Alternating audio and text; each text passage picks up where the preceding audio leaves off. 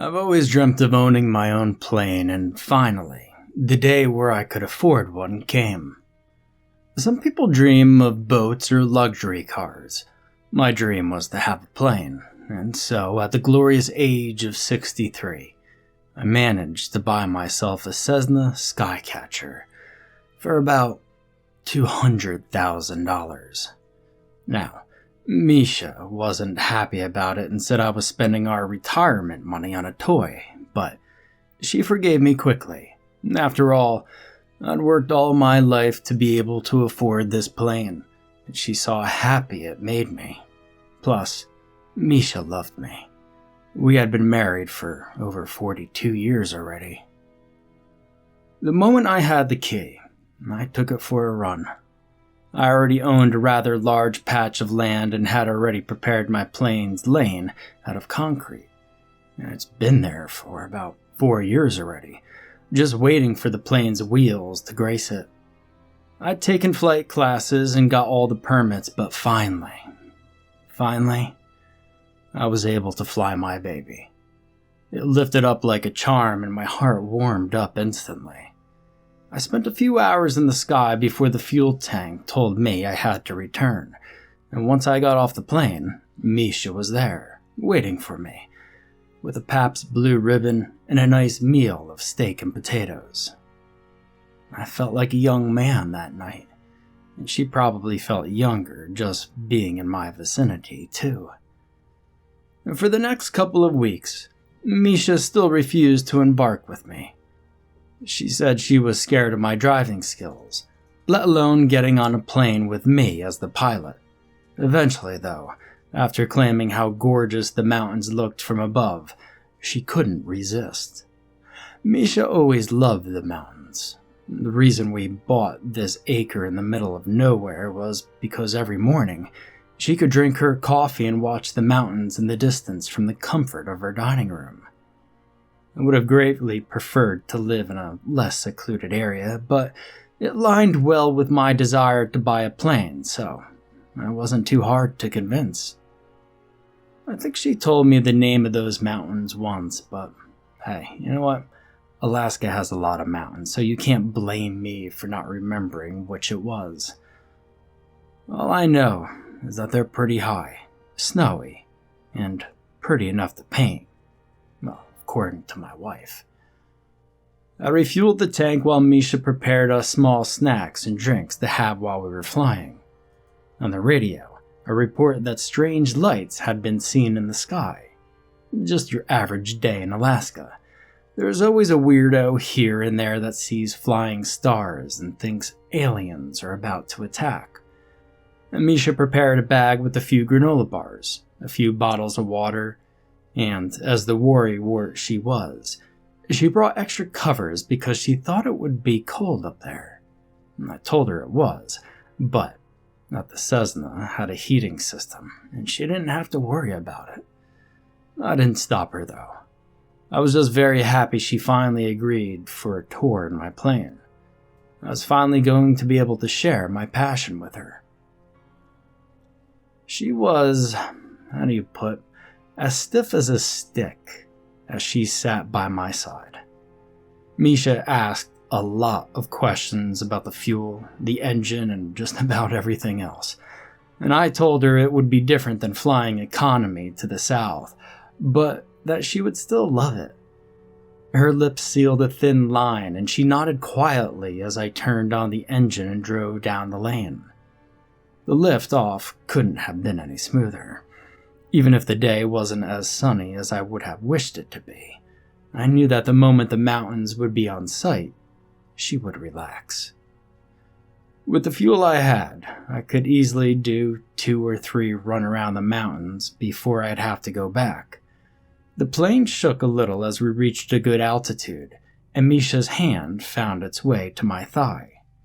Her hands were so tiny, but I could feel her squeeze me. Don't worry. I've been doing that same trip for weeks. It's going to be fine. We'll be at the mountains in about 10 minutes. Her smile was still a bit strained, but she seemed to finally relax a little. I smiled back and glanced at the distance. We could already see the peak, and from the corner of my eyes, I could see Misha staring out the window, looking down at the ground in quiet awe.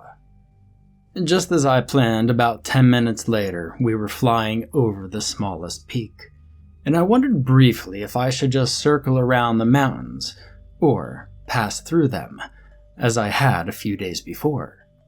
The view was superb between the mountains, but I wondered if that wouldn't be too much stress for Misha.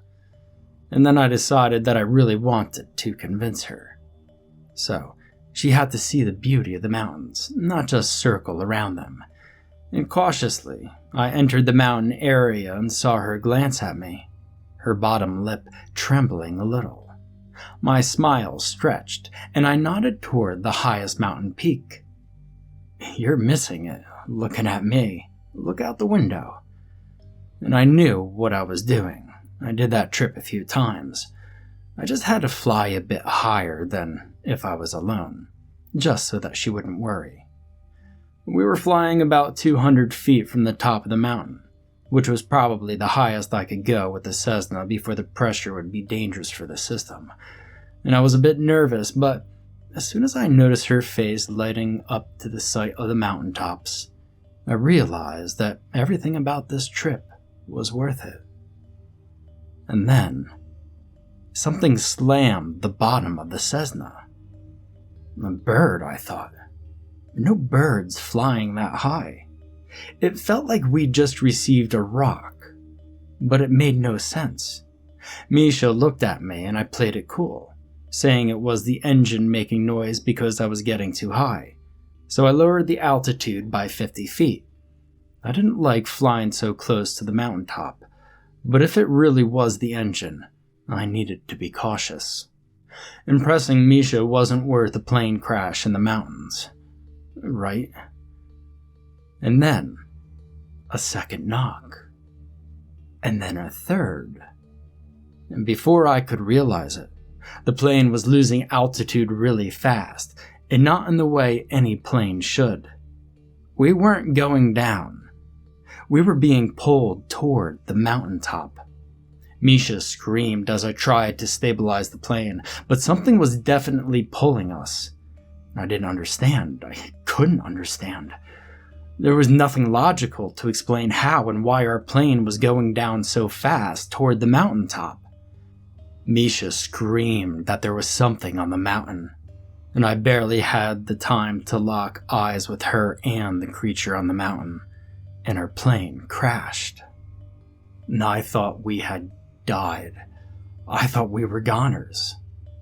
I don't even know how long I was passed out when I woke up, but when I did, the first thing I was looking for were signs of Misha. There was nothing but blood on the passenger seat, and yet no signs of her anywhere. I saw a trail of blood from the side of the plane going straight toward an opening in the mountain, and my stomach churned. We needed help, but Misha couldn't wait. I needed to call for help. I tried to turn on the engine, tried to use the radio, to no avail. I reached under my seat and picked up a flare gun and the 2 flares, just in case. I fired one in the air, hoping for the best, but the weather was gray, and if nobody looked toward the mountains, they wouldn't see the flare. I still had to do something. The other flare I put in my pocket, and I set out to find Misha. I got out of the plane and realized it was still in good condition. I probably lost consciousness after knocking my head, but when I got out of the Cessna, I saw that only the tail was broken. And sure, it wouldn't help us go down the mountain, but could we even do that at this point? If I was right, and something had grabbed our plane, I doubted there would be a good ending for myself and Misha. I just hoped that whatever I saw were the fruits of an old man's imagination.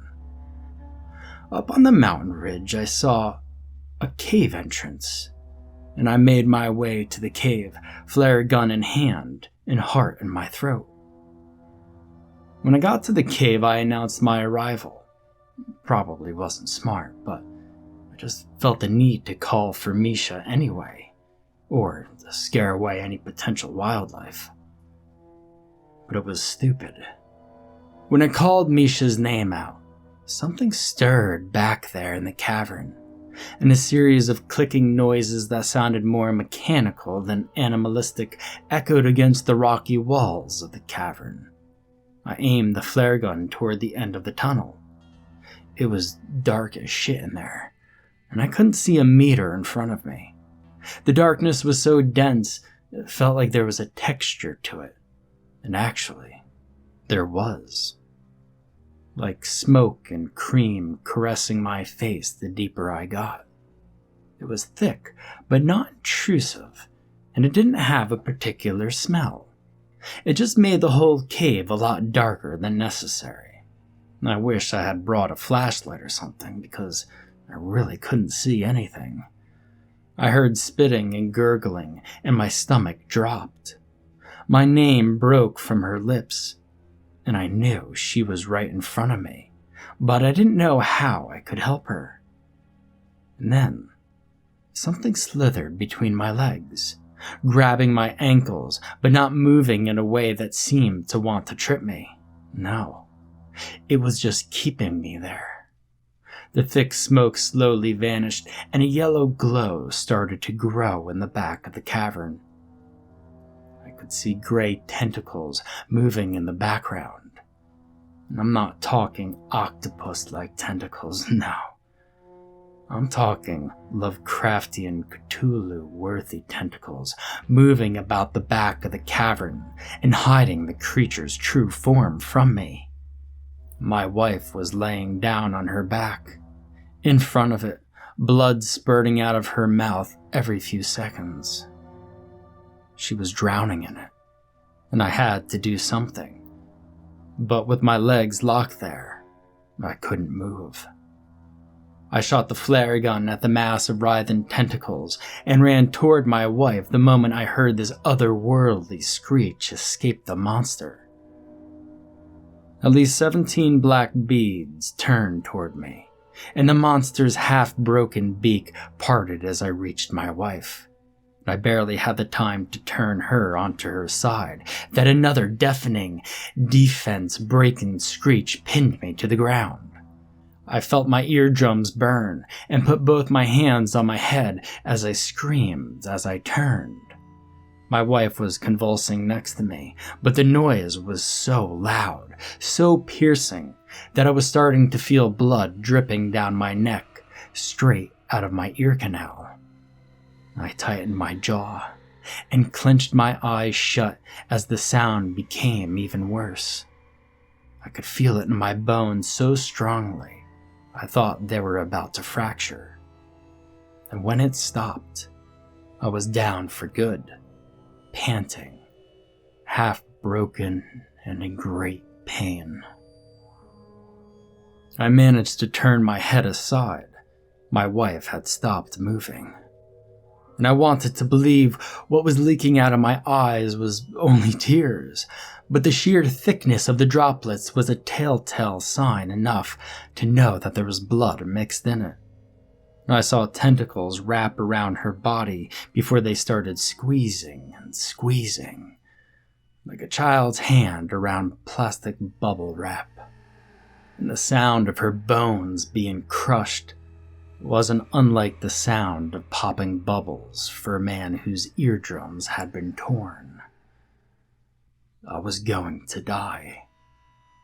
I was tasting blood in the back of my throat, and Misha's body fell limp next to me, like a squeezed-out juice box after dinner time at preschool. An empty Kool-Aid pack dropped on the playground. I'm pretty sure I wailed in that moment. And when I saw what had become of her, a mess of blood, skin, and crushed bones, there wasn't a single shred of fight left in me. I was ready to die. So as I closed my eyes, the next thing I knew, I was back in the Cessna, sending a mayday out. I didn't know what I did to escape the monster, but I was there, talking to Tom Collins, who was telling me he was sending a search and rescue trip right now, and that Misha and I needed to stay in the plane. I looked back at my side, and Misha wasn't there, and there was still blood on the seat. I looked back toward the cavern, and that's when I saw it. A long gray tentacle wrapped around the frame of the Cessna, with the same yellowish glow I saw in the cavern. I told Tom there was something here, something terrible, and the connection was cut. I searched for anything to defend myself with in the plane, but there wasn't anything, and all I could do was wait for the search and rescue, but the creature wouldn't have it. I heard it screeching from the back of its cavern, and a few more tentacles shot towards the plane, grabbing it. I could feel it surge with energy, so I turned the engine on as it slowly started to drag its carcass towards the entrance of the cavern. I pulled out the wheels and the brakes, trying my best to slow its maddening pull towards the cavern, and it worked for a while, until a few more tendrils wrapped around the wheels and broke them. I got desperate, so I tried to release the engine's fuel over the beast, thinking that if I found something to ignite it, I could kill it. But for that, I needed to get out of the plane. I could hear my heartbeat in my eardrums as I started to shoulder slam the door to escape. But there were more and more tentacles holding tight onto the Cessna. There was no way out. I couldn't escape. And then a loud bang, a crashing noise followed by the insane screech of the creature. And I hope it died.